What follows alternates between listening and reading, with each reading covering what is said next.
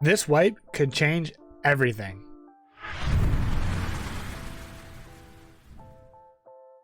Alright. That intro might have been a little bit of an exaggeration, but there is some truth to that. With some of the new features that are supposed to be coming out this wipe, there's a lot that can be changing in Tarkov, and it might not be the same as we've seen in the past. Now, like always, take everything I say with a grain of salt, but in my opinion, I think that this wipe's going to be absolutely huge, and I think that some of the features it's adding will definitely have an impact on the future of the game. So let's go over some of those features that I'm talking about that have the potential to change the game forever. The first and the biggest thing that's coming in this wipe is obviously the map Streets. Now obviously Streets has been a long waited, and many players have been waiting years for this map to come out. And with all the trailers and teases we've seen from BSG, Streets is adding a bunch of features that we haven't seen on any other map to date. Some of those being vehicles, destructible walls and surfaces, just the pure size of the map and how many players can be on it at one time, and small details like adding movable objects when impacts go off from grenades and things like that. Now all these things might not actually be this wipe, but they are planned to be released in the future, but we might see some of them this wipe, as it is the first iteration of Streets. But the reason why some of these things are so unique and could change the future is because it's something we really haven't had to deal with. For example, like things of how they want to implement vehicles. The only vehicles we've known so far are just the extracts, where you pay the certain amount of rubles depending on your fence rep, and then you take the extract that is sometimes available on different maps. But what we've seen in the trailer, it looked like a vehicle was carrying a convoy, and whether or not it'd be a scab boss or something like that, we don't know for sure yet. But having vehicles drive around patrol areas and change how you have to play each map. Just because they plan and they teased it for Streets specifically, doesn't mean they can't go back and add it to other maps such as Woods or Customs or something like that. Just imagine if they do add vehicles with convoys of scavs or raiders or something like that drives around the map periodically, and if aggroed will get out and hunt you down. Now something like that might not actually happen, that's just a theory of mine, but with battle state games anything's possible, and you just never truly know until it happens. Now let's get something smaller scale that probably will happen, and that is having destructible walls and surfaces at specific areas of the map. Now in the Streets trailer, we did see that there were some destructible walls and surfaces that could be breached using grenade launchers or explosives or things like that. And I think that's a really cool idea, and I don't see why they wouldn't add it to other maps. Just think of Shoreline and at the resort or reserve having different walls that can be breached that have either high value loot in there or just different ways to get to different rooms. That way you're not constantly just stuck in one room having to fight your way out. You might be able to use these walls and have some type of escape route if needed, or vice versa. Say someone's holding down a room and you could just potentially breach a wall from the side and get a different angle to push them out of that area. There's a ton of different things that they could do with this type of feature in the game, and honestly it's going to add a whole lot more strategic value to the game if done right. And I think that's something that would definitely change the game in a positive note. But other than Streets, what else is coming this wipe? Well, one of the biggest features that is speculated to be coming is Lightkeeper. Now, Lightkeeper has yet to be confirmed, but I think the majority of tinfoiled hat people out there are definitely speculating that either that Lightkeeper is actually Antler Man at different times of the day, or since Antler Man is back, that Lightkeeper has to be coming as well. And if that's the case, Lightkeeper is supposed to be an in-game trader, something that has never been seen before when it comes to things like traders in the flea market.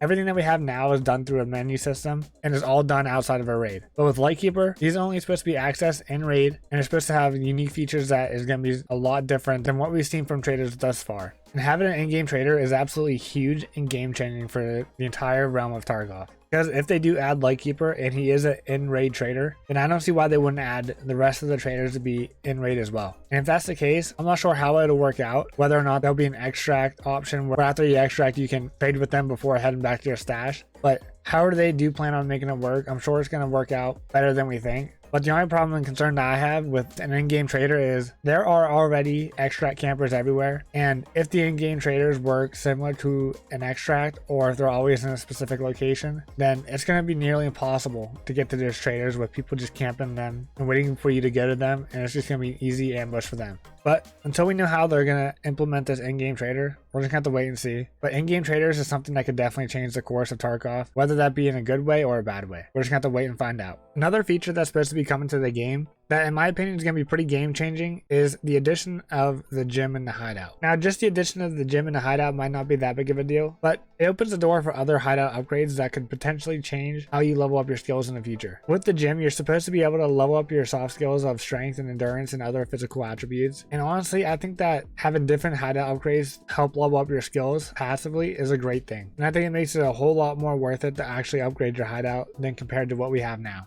This is great for casual players or people who don't have the time to grind out the entire wipe and play every single day to level up those different skills. and it's just going to even the playing field a lot more compared to those who have maxed out their skills. And overall, I think it's just a good thing to add to the game to make it just a little bit less grindy, as long as you put the time in to upgrade and get those hideout additions added. Now, something else that they could add other than like a gym or something like that could be something where the library gets added and you can add different books to your collection that you can read and potentially upgrade your skill level after a certain amount of time. I think that's a cool addition that they could add to the game, but not sure if that's going to happen this wipe. But we should definitely be getting the gym as it was teased earlier throughout this year, and I won't be surprised if they sneak a couple more hideout upgrades. Now, the last couple of features I want to talk about that could be game changing for this wipe are the additions of more heavy artillery weapons, such as things like claymores and underbarrel grenade launchers. Now, underbarrel grenade launchers are for sure coming. They teased them a bunch on Twitter. They let us know that it's definitely coming this wipe. Something like claymores and things like that aren't actually confirmed yet, but it is supposed to be speculated that with Lightkeeper coming, he's supposed to be dealing with heavy arms trading,